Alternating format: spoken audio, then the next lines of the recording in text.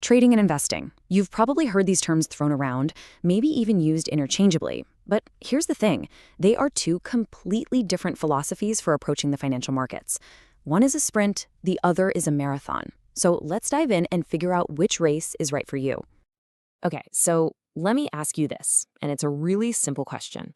In the world of finance, are you a sprinter, focused on short, powerful bursts of activity? Or are you a marathon runner, somebody who's built for endurance in the long haul? Because believe it or not, your answer to that question pretty much tells you everything you need to know.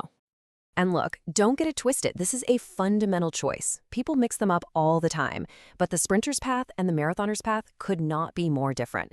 We're going to break it all down piece by piece so you can see exactly which one lines up with your own style. Okay, so at a really high level, the difference is pretty stark. Trading, that's our sprint, Is all about short time frames. It focuses on what we call price action, which is basically the chaotic up and down dance a stock's price does every single day. Investing, our marathon, is the opposite. It's about long time frames and a company's fundamentals, its actual health, its profits, its potential to grow. Let's dig a little deeper into what that actually means in practice. So that difference in thinking leads to some really practical, mechanical differences. Let's get down to brass tacks and talk about what you actually have to put on the table: your time, how you handle risk, and of course, your money. First up, and this is a big one, is the clock. See, a trader, they live on the left side of this thing. Their world operates in minutes, hours, maybe a few weeks. They're trying to catch those quick, short-term price swings. An investor, on the other hand, is camped out way over on the right. They're thinking in years, even decades, giving their money the time it needs to really grow and compound. And that difference in time horizon, it has a huge impact on risk. Trading is generally a higher risk game. Traders often use tools like leverage, which is just a fancy word for borrowed money, to try and amplify their returns. But that's a double-edged sword, because it amplifies your losses too. Investing is more about playing defense, preserving your capital, and having the patience to just ride out the market's bumps and bruises over time. And speaking of risk, let's talk about money. The capital you need can be a major hurdle. For instance, if you want to be what's called a pattern day trader here in the US, you're legally required to have at least $25,000 in your account at all times. For a lot of people, that's just a non-starter right there. But investing, whoa, that's a whole different ballgame. Thanks to amazing things like fractional shares, where you can buy just a tiny piece of an expensive stock, or index funds that bundle tons of stocks together, you can get started with almost nothing. We're talking just a few dollars. The door's basically wide open for just about anyone. But it's not just about the mechanics of time and money. The differences go way, way deeper than that. Maybe the biggest difference of all is in your head. It's about your mindset, your psychology, and the skills you need to succeed. Think about a successful trader. They live and breathe data. They're obsessed with technical analysis, reading charts, spotting patterns, trying to predict the next tiny move. They have to make split-second decisions as news breaks, and more than anything, they have to manage their risk down to the penny.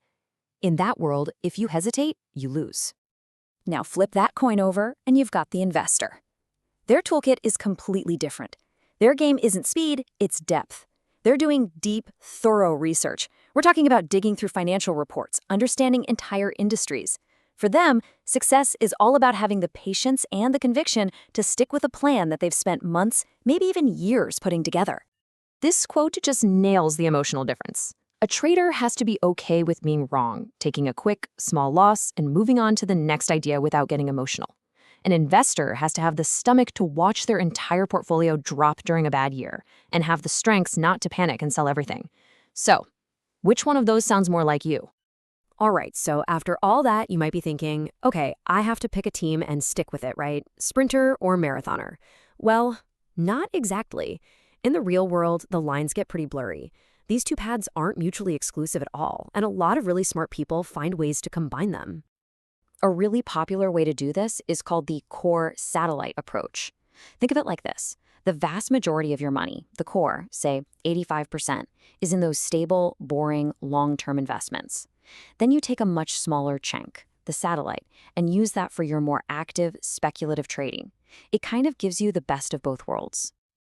And that's just one example. The blending can go way deeper. You might see a long-term investor use a little technical analysis to find the perfect day to buy a stock they already know they want to own for years. Or you might see a trader use fundamentals to make sure they're only trading really high-quality companies. It's not about picking one tool, it's about building a whole toolkit. Okay, so this all brings us to the most important person in this whole equation, and that's you. Let's turn the camera around now and do a little self-assessment. A few quick questions to help you figure out what path or what mix is the perfect fit for your life. First up, why are you even doing this? What's your main goal? Are you trying to build a giant nest egg for retirement in 30 years? Or are you just trying to generate a little extra income this month? Your goal is your compass. Next, be real with yourself about time. Active trading can feel like a part-time job. Seriously, long-term investing might only take a couple of hours a month. So what can you realistically commit to? Third, and this is a big one, check your gut. How do you feel about risk? Can you actually handle the stress of watching the market bounce around every single day? Or does the idea of slow, steady growth let you sleep soundly at night? And finally, a little soul-searching about your personality. Do you get a thrill out of making quick gut decisions under pressure? Or are you more of a patient planner who loves to see a long-term strategy come together? Look, at the end of the day, here's the most important thing to remember. There is no best path. There's no right or wrong answer here. The only goal is to find the path that is perfect for your goals, your schedule, and your personality.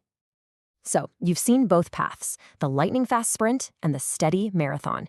You get the mindset of the trader and the patience of the investor.